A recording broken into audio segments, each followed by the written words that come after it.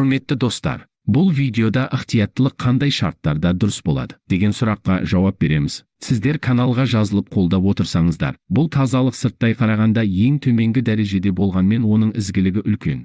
Алайда әдебін сақтап, күмәнға салынбау және артық су қолданбау шарт. Күмән мен ысырапшылдық шегінен шықса, мәкрух болады. Бұл ұнамсыз нәрсе, тіпті күнәһарда болуы мүмкін. Сопылардың әдеті болған шұлық кию, шаңнан сақтану үшін үстін жабу, таза екендігі нақты суды іздеу, ешкім қолын батырмау үшін құмырасын қорғау сияқты нәрселердің барлығы да жақсы. Фиқх ғалымдарының және оларға бағынбайтын басқа адамдардың қарсы шығуы дұрыс емес. Бір шарты бар. Олар да фиқх ғалымдар мен оларды жасамайтындарға еш қарсы келмеуі керек. Себебі бұл ықтияттылық тек 6 шартпен ғана жақсы болады. Бірінші шарт, сонымен уақыт өткізу, одан да маңызды бір іске кедергі келтірмесе рұқсат. Себебі біреудің әлдебір ілімді үйренуге күші жетсе, немесе ой пікірмен зікірмен айналысып, тақуалығы артса, немесе бір адамның бір нәрсемен айналысып, бала шағасын ризықпен қамтамасыз етуі, тіленуден және адамдардың бергенінен күнелтуден құтылуы мүмкін болатын болса, тазарудағы дәреттегі ықтияттылығы осы істеріне кедергі болатын болса, бұлай ықтиятты болудың қажеті жоқ.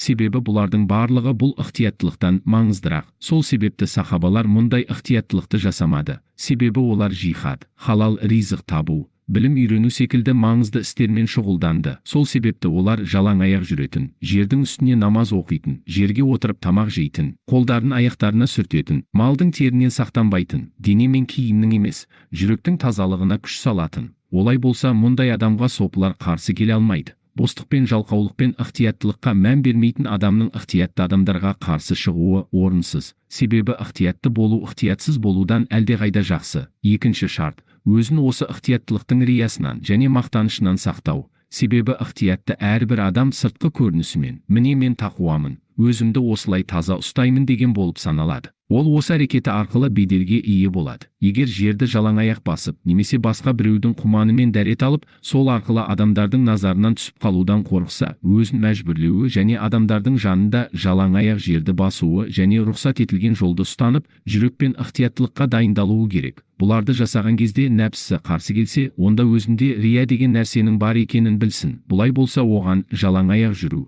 жердің үстіне намаз оқу, ықтияттылықты тастау парыз болады. Себебі риякерлік харам, ал ықтияттылық сүннет. Ықтияттылықты тастамай, харамнан құтылу мүмкін емес болса, оны тастауы парыз болады. Үшінші шарт, анда-санда рұқсат берілген нәрселерді де жасап, ықтияттылықты өзіне парыз етпеу керек. Расулалла бір мүшриктің құманымен дәрет алған, Омар бір христиан әйелдің құманымен дәрет алған. Олар көбінесе топырақтың үстінде намаз оқитын, ұйықтағанда топырақтың үстіне ештеңе төсемеуді абзал көретін. Демек, ықтиятты адамдар алдыңғы ізгілердің ақлағын өзіне лайық санамаса және нәпсісі сол үлкендерге бағынуды қабылдамаса, мұндай ықтияттылықтан аулақ болу керек және бұл маңызды. Төртінші шарт, бір мұсылманның ренжуіне себеп болатын ықтияттылықтан бас тарту керек. Себебі адамдарды ренжіту харам, ал ықтияттылықты тастау харам емес. Мысалы, бір адам амандасқан кезде қол алысуды немесе құшақтауды қаласа, бірақ оның қолы мен беті тер болса, екінші адамның кері шегінуі, қол алыспауы, құшақтамауы харам болады. Тіпті ол мұсылманға жақсы қарым-қатынас жасау және жақындық таныту қазіргі кезеңде мыңдаған ықтияттылықтан артық.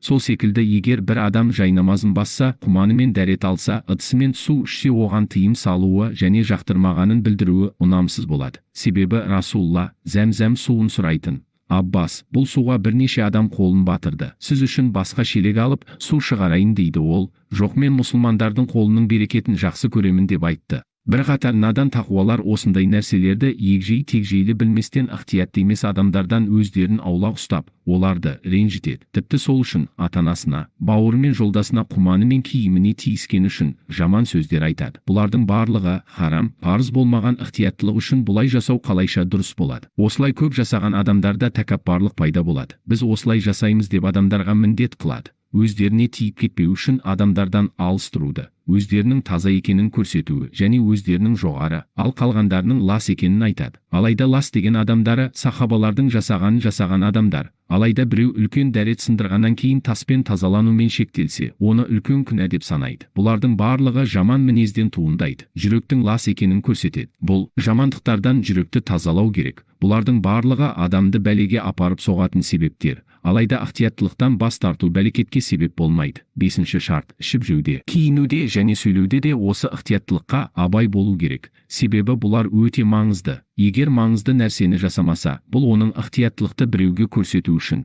және әдет ретінде жасағанын көрсетеді. Наданның жуған жабуының үстінде намаз оқымайды. Алайда неге оның үйінде піскен тамақты жейді? Осы орайда тамақтағы ықтияттылық өте маңызды. Мұндайлардың көпшілігі базаршылардың үйінен тамақ жейді, бірақ олардың жай намаздарына намаз оқымайды. Бұл олардың бұл істе шынайы емес екендіктерін көрсетеді. 6-шы шарт: мына ықтияттылыққа тыйым салынған. Мысалы, дәрет алғанда 3-тен артық су қолдану. 4-ші рет су қолдануға тыйым салынған. Немесе дәретті ұзақ алып, басқа мұсылманды күттіріп қоюда ұнамсыз әрекет. Не болмаса көп су қолданып, намаздың бастапқы уақытын өткізіп алу. Немесе егер имам болса, жамағатты күттіру. Немесе бір мұсылманға уәде беріп, оны уақытында орындамау. Ол адамның көп уақыты кеткендіктен табысы азаяды. Бала шағасы қиындық шегеді. Сол секілді істер парыз болмаған ықтияттылық үшін мүбах болмайды. Немесе мешітте біреудің өзінің киіміне тиіп кетпеу үшін үлкен жайнамаз жаяды. Бұл жерде 3 жамандық бар. Бірі мешіттегі орынды мұсылмандардан тартып алған болады. Негізінде оның ақысы тек сәжде жасайтын жері ғана. Екіншісі, бұлай жасалған кезде сап тұтас болмайды. Ал бауырлар секілді иық тіресіп қатар тұру сүннет. 3-шісі, бір мұсылманнан ит пен қоқыстан қашқандай қашады. Бұл да жаман нәрсе. Көптеген надан тақуалар осындай ұнамсыз әрекеттер жасайды да, оның жаман нәрсе екенін білмейді. Құрметті достар, видео ұнаса лайк басып пікір қалдырып кетіңіздер. Бізге жазылып видеоларды көргендеріңіз үшін Аллах разы болсын. Аллах тағала баршамыздың иманымызды арттырсын.